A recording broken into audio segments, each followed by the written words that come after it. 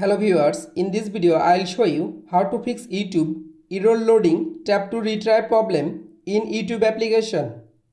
If you want to solve this problem, please follow the step. Step 1. Long press or long tap in YouTube application. Go to Apps Info.